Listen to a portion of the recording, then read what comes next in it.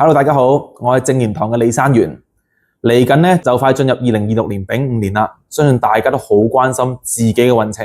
嚟緊呢，我會分12集講解12生肖喺丙午年嘅運程。事不宜遲啦，即刻第一集。我哋第一個生肖呢就係老鼠，鼠嘅。其實鼠呢喺地支嚟講屬於子，子呢同當年呢嘅丙午年呢係子午衝咗嘅，所以屬於六衝。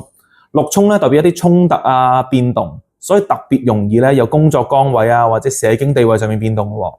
咁其實屬鼠嘅朋友呢，今年運勢相當麻麻啦，有好多嘅凶星，吉星呢好少嘅啫，屬於比較差嘅生肖嚟嘅。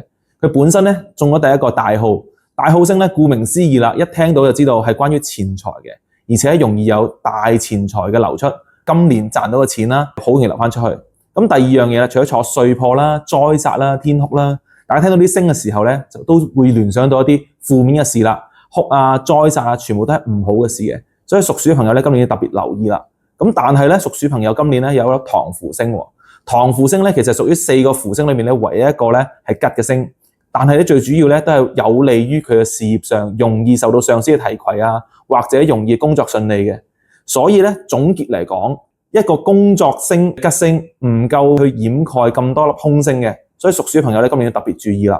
如果有興趣知道自己所屬嘅生肖嘅詳細運程呢，2026年嘅運程嘅話呢，記得 PM 我哋會盡量解答大家。